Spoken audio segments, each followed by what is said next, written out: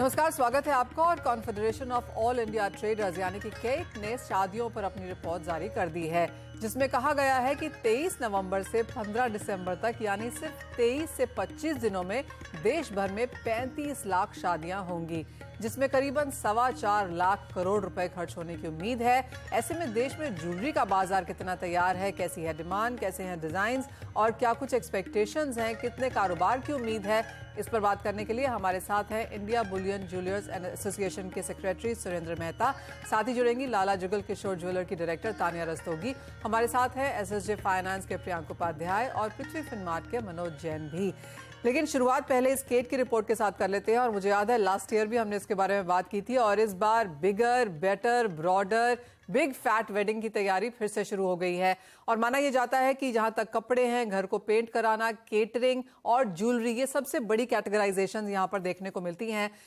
सुरेंद्र जी, आप सोने चांदी की खरीदारी, ज्वेलरी को इसमें कितनी महत्वता देते हैं और किस तरह का बिजनेस इस बार होने की उम्मीद है? देखिए, जहां तक भारतीय बाजारों का सवाल है, शादी का मतलब ही ज्वेलरी खरीदना, कपड़े खरीदना होता है। और खास तौर पे महिलाओं के लिए तो ये अति आवश्यक है, क्योंकि हमारे देश में ये ट्रेंड है और पैशन भी है महिलाओं के बीच में।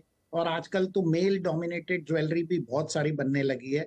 तो ये मैं आपको एक छोटा सा आंकड़ा देता हूं कि हम लोग सालाना लगभग 800 टन के आसपास गोल्ड का कंजम्पशन करते हैं। तो हर महीने लगभग 40,000 करोड़ रुपए की तो ज्वेलरी खरीदी जाती है, इसमें कोई दो राय नहीं है। और शादियों के सीजन में इसमें जरूर इजाफा होता है, और लगभग ये इजाफा 30% से 40% का होगा। तो मुझे लगता है कि ये जो पीरियड है जहां पे 35 लाख शादियां हो रही है, तो बहुत अच्छी बिक्री होने वाली है, बहुत अच्छी खरीदारी होने वाली है। ये ज्वेलर्स के लिए एकदम बल्ले बल्ले सीजन है, और इसी सीजन की ज्वेलर्स राह देखते हैं और उसके लिए काफी प्रिपरेशन और तैयारी करते हैं। Absolutely. Just to get the numbers right, Surendra ji, आपने कहा कि 40,000 करोड़ पर मंथ का स्पेंड होता है ज्वेलरी सेक्टर के लिए। जी हाँ, बिल्कुल बिल्कुल। पूरे साल में लगभग 5 लाख करोड़ रुपया के आसपास की ज्वेलरी की खरीदारी, सिर्फ गोल्ड ज्वेलरी की खरीदारी इस देश में होती है।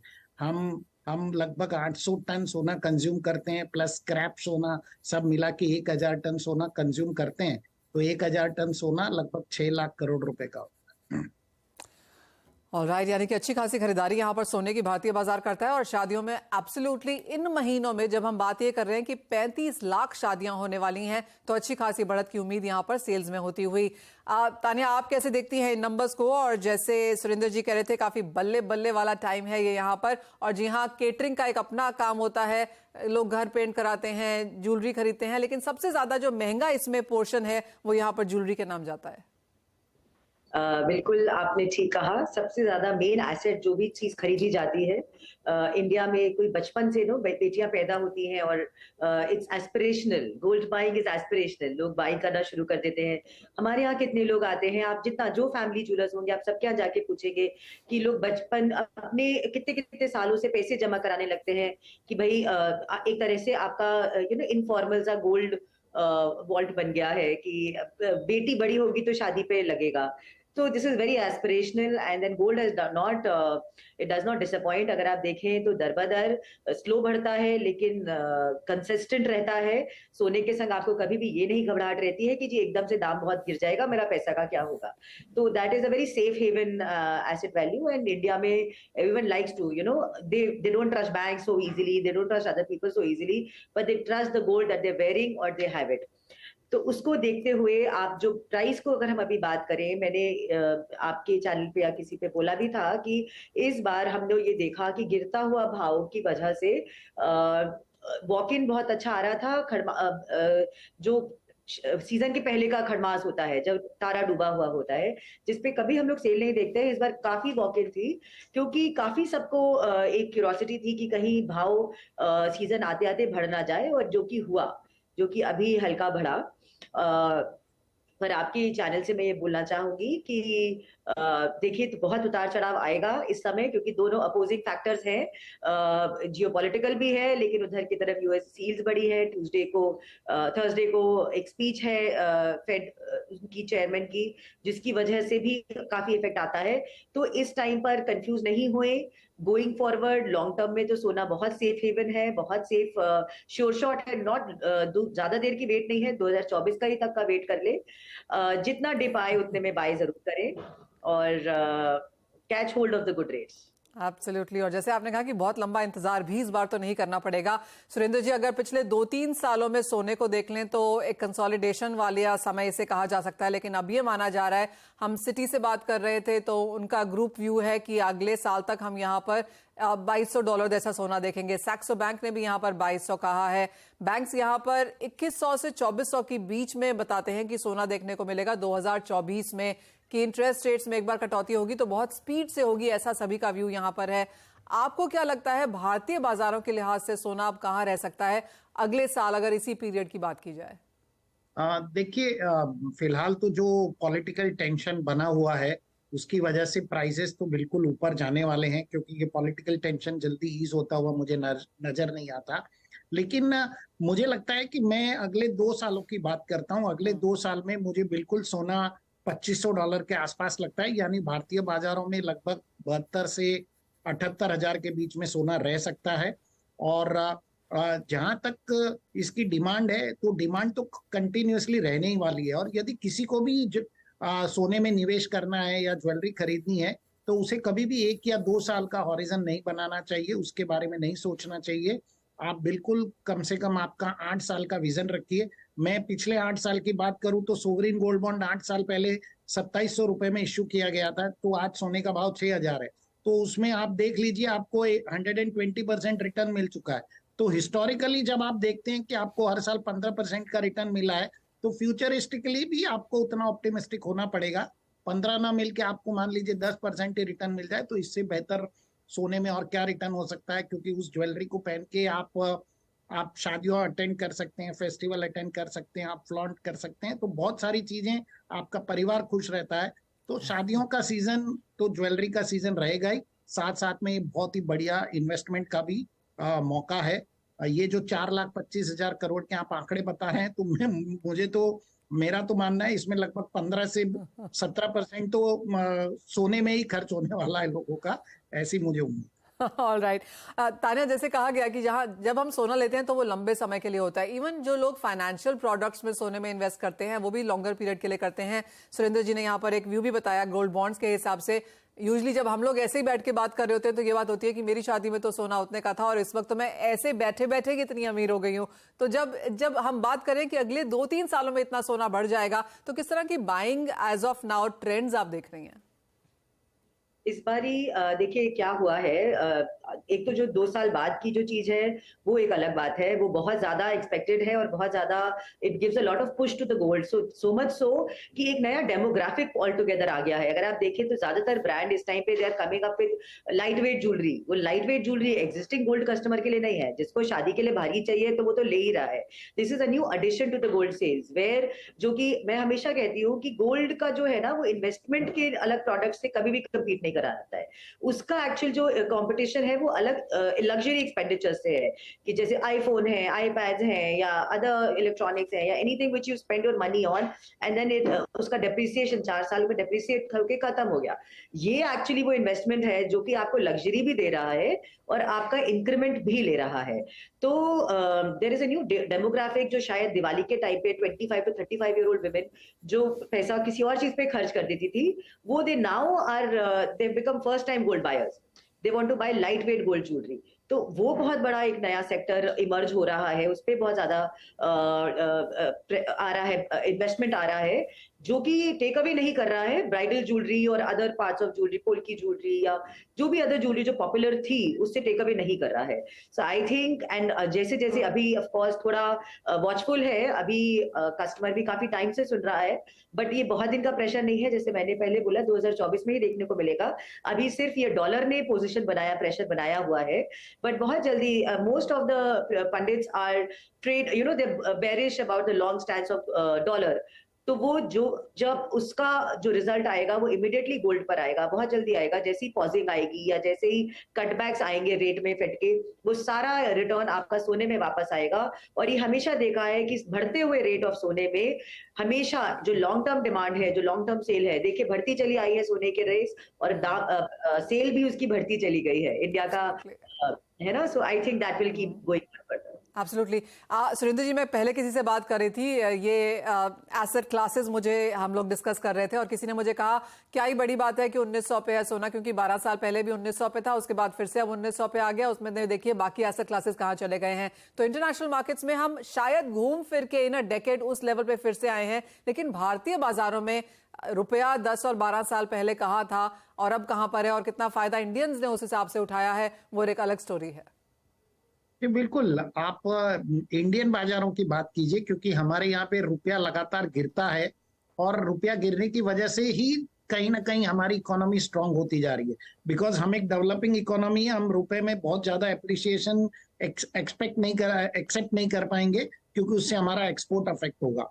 तो रुपया गिरने वाला ही है। हमारे we are not an oil producing country, हम कोई गोल्ड प्रोड्यूसिंग कंट्री नहीं है, ऑयल प्रोड्यूसिंग कंट्री नहीं है। हम इलेक्ट्रॉनिक भी ज्यादा करके इंपोर्ट ही करते हैं। तो ये सब मद्देनजर जहां रुपया गिरेगा, सोने के दाम डॉलर में चाहे कंसिस्टेंट भी रहें, तो आपको सोने में रिटर्न मिलने ही वाला है, क्योंकि भारतीय बाजारों में सोना महंगा होने वाला है। जब पहले $1900 था, तो मेरे ख्याल से उस वक्त 32,000 रुपए के आसपास सोना था। अब $1900 है, तो आप देख लीजिए 60,000 के आसपास सोना है। तो ये तो आपको जब भारतीय बाजारों में आप भारतीय प्राइस के अनुसार कंपैरिजन कीजिए। और मैं तो कहता हूँ बहुत बहुत सिंपल कंपैरिजन मैंने आपको दिया है। 8 साल पहले आप देख लीजिए 2700 रुपए का सोना 6,000 है। तो ये तो कमोडिटी मार्केट है। कमोडिटी मार्केट तो आपको हिस्टोरिकली आपको उसको देखना पड़ेगा। और जैसे आपने कहा कि मेरी शादी में सोना कितना था और अब कितना हो गया, तो वही वही प्रक्रिया आगे भी चलती रहेगी और हर महिलाएं ऐसे कहती रहेगी और लोग सोने में निवेश करते ही रहे। एब्सोल्युटली। डिबेट के लिए आप चाहे जो मर्जी एसेट क्लास यहाँ पर देख लीजिए, लेकिन अगर आप निवेशक हैं, इंडियन मार्केट्स में हैं, तो सोने ने आपको बहुत बेहतरीन रिटर्न्स यहाँ पर दिए हैं। पिछले 1 साल की ही अगर यहाँ पर बात की जाए तो सोने और चांदी ने आपको सेंसेक्स से बेटर रिटर्न्स दिए हैं।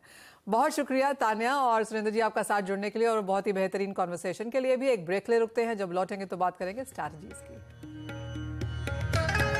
हवाले से खबर मिली है कि सरकार जल्दी ही बासमती की मिनिमम एक्सपोर्ट प्राइस घटा सकती है।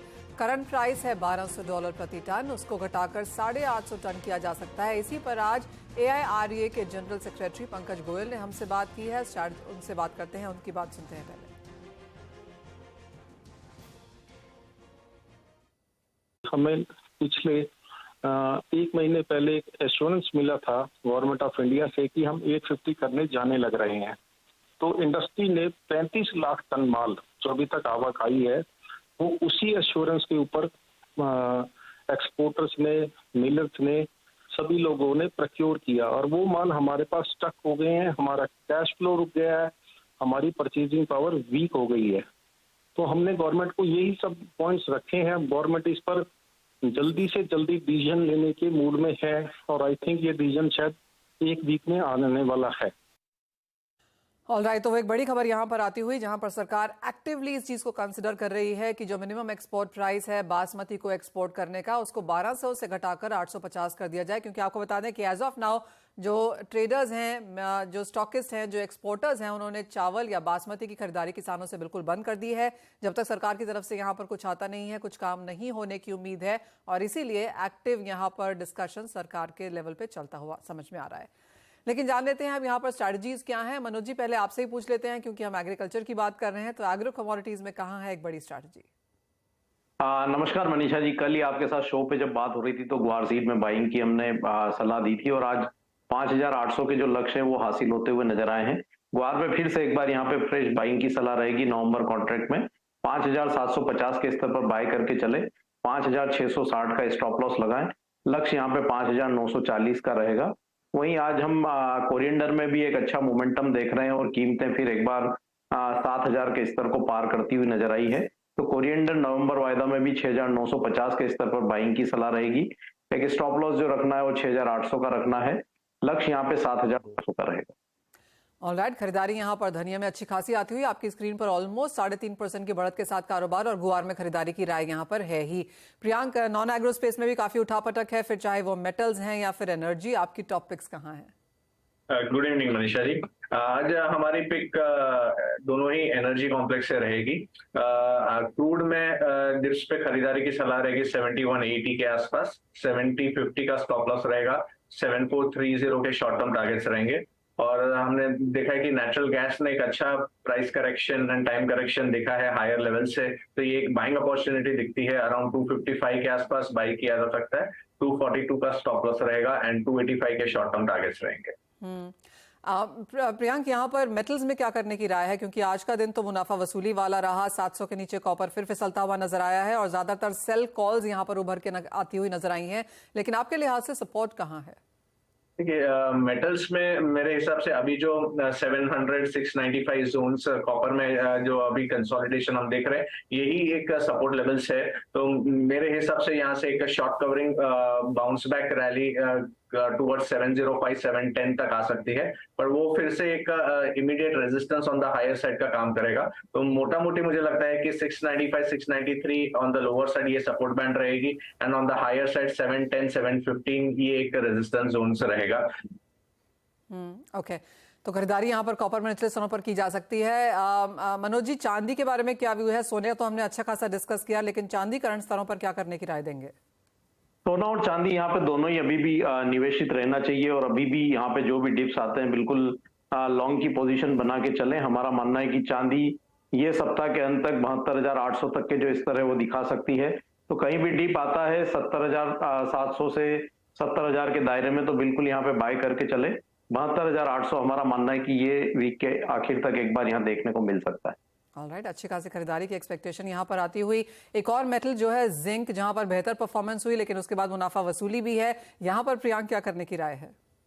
देखिए, जिंक में हमने देखा कि 230 के और लेवल से वहां से एक करेक्शन सेट इन होते हुए दिखा है। अभी 218 के आसपास के ट्रेड्स हो रहे हैं।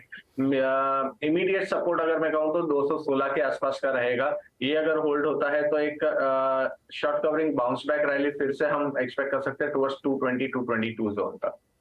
ऑलराइट, तो ये क्यूज हैं यहाँ पर कमोडिटी मार्केट्स में कि आप कैसे करो कारोबार। प्रियांक, मनोज, बहुत शुक्रिया साथ जुड़ने के लिए, तमाम स्ट्रैटेजीज भी शेयर करने के लिए। एक ब्रेक का समय है, हम लौट कर लेकर आएंगे आवाज समाचार।